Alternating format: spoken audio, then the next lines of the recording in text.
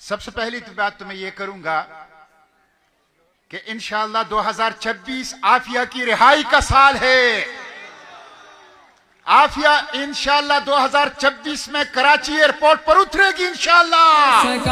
कर दिखाएंगे हम बहना तुझको रिहाई। हमने अपनी इस जदोजहद को अदालत के महाज पर, मीडिया के महाज पर, समाजी सियासी अवामी महाज पर इस जदोजहद को, इस मुजाहिमत को जारी रखना है और उस वक्त तक जारी रखना है जब तक आफिया बखैर व आफियत और सही सलामत अपने घर अपने बच्चों के पास नहीं आती इंशाअल्लाह। मैं डॉक्टर फौजिया सिद्दीकी को खिराज तहसीन पेश करता हूं, जो गुज़िश्ता 23 साल से अपनी बहन की आजादी का परचम थामे पाकिस्तान के गोशे गोशे में और दुनिया भर में आवाज उठाती रही है, जदोजहद और मुजाहिमत का इस्तिआरा बन चुकी है। मैं आफिया मूवमेंट को भी और उनके तमाम वॉलंटियर्स को भी खिराज तहसीन और शाबाश देता हूं। 23 साल 8344 दिन रसूलुल्लाह की उम्मत की उस मजलूम बेटी, daughter of the nation, doctor Aafia Siddiqui की अमरीकी टॉर्चर सेल में हुए हैं। यह जुल्म की दास्तान है, यह हमारे हुक्मरानों और जर्नेलों की बेगैरती और बेहमियती की दास्तान है। और कौन सा जेल है जिसको हिल होल, जहन्नम का गड़ा कहा जाता है, जिसको हाउस ऑफ हॉरर, दहशत का मरकज कहा जाता है। उस जेल में 8344 दिन 23 साल कौम की वो मजलूम बेटी बेगुनाह टॉर्चर का मुकाबला कर रही है। यह जुल्म की एक तवील दास्तान है। यहां पे फिल्म पेश की गई और बहुत अच्छा किया गया। बार बार आफिया की बात होनी चाहिए, इसलिए कि आफिया के बारे में मुगालिते फैलाए गए हैं, झूठा प्रोपेगेंडा किया गया है। और इसलिए किया गया है कि वो जो कहा जाता है कि पहले किसी को बदनाम करो फिर सोली पर चढ़ाओ तो सब वाह वाह करेंगे, इसीलिए कि उनको झूठे केस में जाली अंदाज से सजा देना था, तो ये झूठा प्रोपेगेंडा किया गया। इसलिए इस बात को आप लोग अपने दिमाग में बिठाएं और हर एक बंदे से इस बात का तस्करा करें कि आफिया अमरीकी शहरी नहीं है, वो काबिल फख्र पाकिस्तानी शहरी है। आफिया के बारे में ये जो कहा जाता है कि वो टेरर मॉम थी, दहशत का कोई केस अमरीकी अदालत में उनके खिलाफ नहीं है। आफिया के बारे में कहा जाता है कि अलकायदा की माता हरी थी, अलकायदा से कोई ताल्लुक उनके केस में अमेरिका के अंदर नहीं है। आफिया के बारे में कहा जाता है कि वो फाइनेंसर थी, उनकी कोई ट्रेवल हिस्ट्री साउथ अफ्रीका और डायमंड्स की कारोबार की वो नहीं है। आफिया के बारे में कहा जाता है कि वो न्यूक्लियर साइंटिस्ट थी, बायोलॉजिकल साइंटिस्ट थी, वो कोई न्यूक्लियर और बायोलॉजिकल साइंटिस्ट नहीं थी, वो एक एजुकेशनिस्ट जिसने पीएचडी की है लर्निंग बाय इमिटेशन, और वो एक मोहब्बत करने वाली एक मां, एक खातून थी। इसलिए ये प्रोपेगेंडा उनके खिलाफ किया गया है। कौम के बच्चे बच्चे तक ये झूठ और इस झूठ का पर्दा चाक करना ये आप लोगों की जिम्मेदारी है। मार्च 2023 में उनको अगवा किया गया, इस हालत में कि अहमद 5.5 साल का, मरियम 3.5 साल की और छोटा सुलेमान 6 माह का था। और सुलेमान का अभी तक इल्म नहीं है कि वो जिंदा है या शहीद किया जा चुका है। मैं कौम के हुक्मरानों से, जर्नेलों से पूछना चाहता हूं, 6 माह के सुलेमान का जुर्म क्या था? 6 माह का सुलेमान जो अब 23 साल का नौजवान होगा, कहां है? ये सवाल हम कौम के हुक्मरानों और जर्नेलों से पूछते हैं। ये पाकिस्तानी सिक्योरिटी इदारों CIA और FBI का मुश्तरका ऑपरेशन था जो किया गया। मार्च 2003 में कराची से अगवा, जुलाई 2008 में अफगानिस्तान में उनको बाजियाब किया गया। और ये 5 साल 5.5 साल वो बागराम के टॉर्चर सेल में रही। और हमें कैसे पता चला? आइवॉन रेडली में इस्लामाबाद में प्रेस कॉन्फ्रेंस की कि कैदी नंबर 650 जिनकी चीखें जब उनके ऊपर तशद्दुद किया जाता है, हड्डियों तक उतर जाती है, हड्डियों तक। इसलिए बरतानवी सहाफी इवान रेडली ने कहा कि वो डॉक्टर आफिया है, उसको रिहा किया जाए। तब दुनिया को पता चला कि वो बागराम के कैद में, और ये यहां भी आए थे अहमद रब्बानी। मुझे अल्लाह ने यह तौफीक दी कि अहमद रब्बानी, गुलाम रब्बानी और पराचा साहब को ग्वांटानामो से रिहा करने में कामयाब हुआ हूं।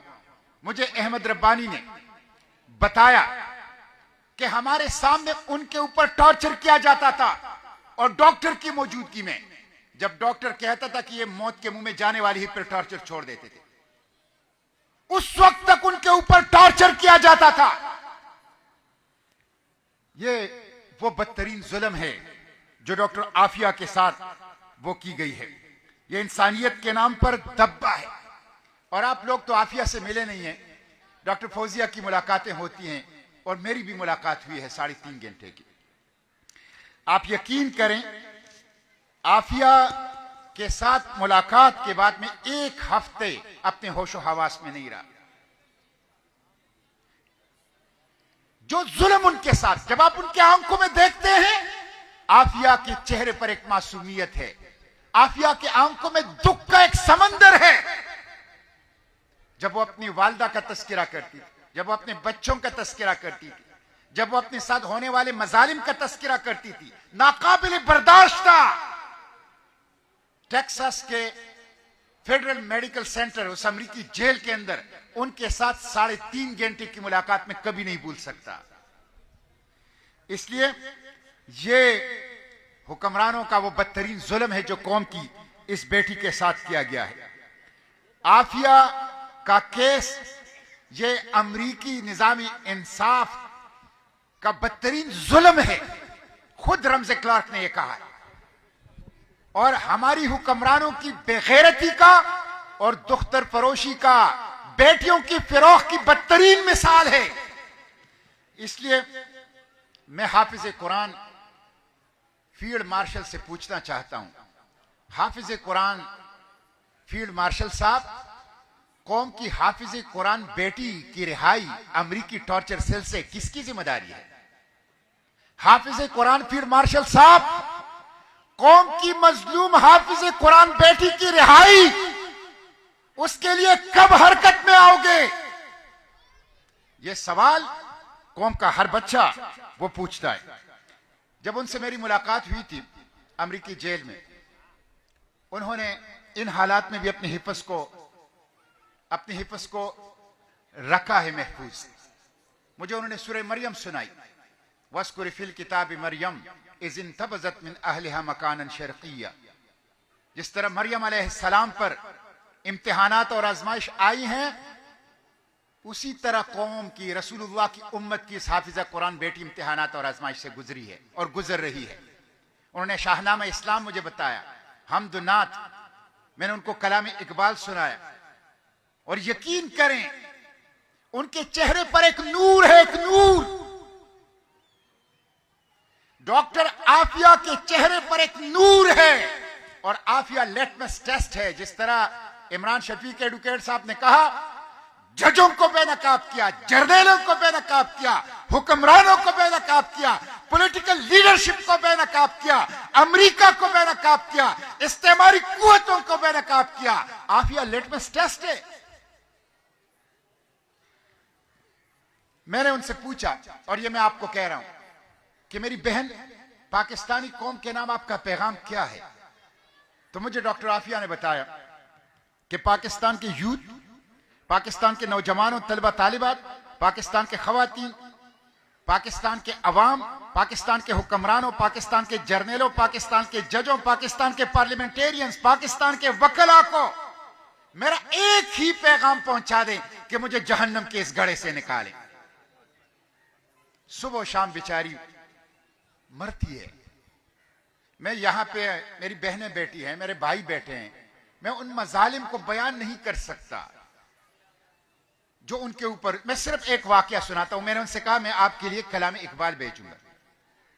तो उन्होंने कहा, मुश्ताक भाई मेरे लिए कलाम इकबाल ना भेजो, इसलिए कि उनको पता चलता है कि मैं किस किताब से मोहब्बत करता हूं, तो उस किताब की तौहीन करते हैं। कहते हैं ये मेरे सामने कुरान पाक के ऊपर मुझे नफ्सियाती टॉर्चर करने के लिए पेशाब करते हैं।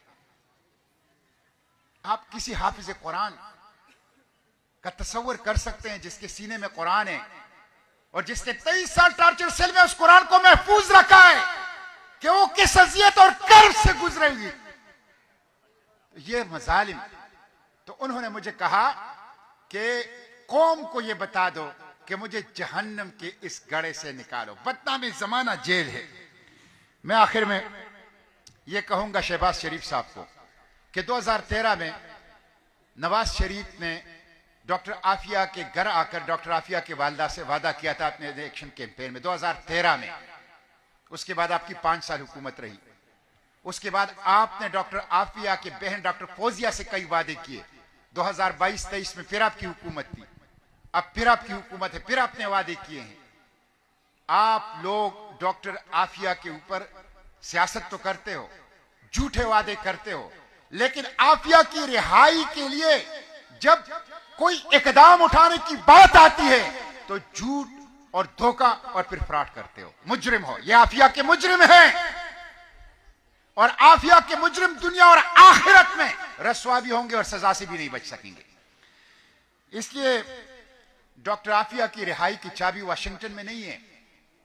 डॉक्टर आफिया की रिहाई की चाबी इस्लामाबाद के हुक्मरानों के जेबों और रावलपिंडी के जर्नेलों के जेबों में है। इस्लामाबाद के हुक्मरान और रावलपिंडी के जर्नेल चाहे तो आफिया चंद दिनों में अपने घर अपने बच्चों के साथ पाकिस्तान में होगी। ये लोग रखावट है, इसलिए इनके पास मौका था। दोहा पीस डील के मौका पर यह आफिया को ला सकते थे। अमरीकी अफगानिस्तान से इनखिला के मौका पर यह आफिया को ला सकते थे। रेमंड डेविस के मौका पर यह आफिया को ला सकते हैं। अफगानिस्तान में अमरीकी फौजी कैदी की रिहाई के सिलसिले में ये डॉक्टर आफिया को ला सकते थे। और मैंने पार्लियामेंट के फ्लोर पर हुकूमत को मुलाकातों में और तहरीरी तौर पर और जबानी तौर पर 4 लीगल पॉलिटिकल ऑप्शन दिए हैं डॉक्टर आफिया की रिहाई के लिए। 4 ऐसे कानूनी सियासी सूरतें मौजूद हैं जिनके ऊपर चलकर आज भी आफिया चंद दिनों में पाकिस्तान आ सकती है। रकावट हुक्मरान हैं। इसलिए मैं डॉक्टर फौजिया से कहूंगा कि वो आप आवाम की तरफ जाएं, हम उनके साथ हैं। पाकिस्तान राइट्स मूवमेंट उनके साथ हैं, डॉक्टर फौजिया के साथ हैं, आफिया मूवमेंट के साथ हैं, हम उनके वॉलंटियर हैं। अवाम के पास जाएं, अवाम की कुव्वत से, अवाम की ताकत से। हमने देख लिया कि जब जज आफिया के साथ खड़े होते हैं तो ये उस जज को मनसब से उतार देते हैं। ये मुजरिम है आफिया के, ये रकावट है आफिया की रिहाई में। आफिया की रिहाई के लिए अवाम को मोबिलाइज करना पड़ेगा, नौजवानों को, तलबा और तालिबात को, पाकिस्तान के अवाम को। चारों सूबों के लोग आफिया से मोहब्बत करते हैं, उनके दिलों में आफिया का दर्द है। डॉक्टर फौजिया साहिबा, आप ट्रक के ऊपर बैठ जाइए, हम आपको खैबर से कराची तक एक एक जिले लेके जाएंगे। हम आपको खैबर से कराची तक एक एक तहसील लेके जाएंगे। हम आपको खैबर से कराची तक एक एक शहर लेके जाएंगे। हम आपको खैबर से कराची तक एक एक प्रेस क्लब और एक एक बार रूम में लेके जाएंगे। आफिया के जरिए से इस कौम को जगाएंगे, इस कौम को बेदार करेंगे। आगे बढ़िए डॉक्टर फौजिया, डॉक्टर आफिया की इस तहरीक को लीड कीजिए, हम आपके साथ हैं। अवाम की कुव्वत से हम अदलिया को मजबूर करेंगे, हुक्मरानों को मजबूर करेंगे, पार्लियामेंट को मजबूर करेंगे, जर्नेलों को मजबूर करेंगे कि हमारी कौम की बेटी और हाफिज कुरान और बेगुनाह डॉक्टर आफिया को पाकिस्तान लाया जाए। तो इंशाअल्लाह हम आपके साथ हैं। जो भी आप फैसला करेंगे, जो भी आप कॉल देंगे, हम फ्रंट लाइन में आफिया की रिहाई के लिए आपके साथ मौजूद होंगे इंशाअल्लाह। और जिंदगी के आखिरी सांस और खून के आखिरी कतरे तक कौम की बेटी की रिहाई की इस जदोजहद को जारी रखेंगे इंशाअल्लाह।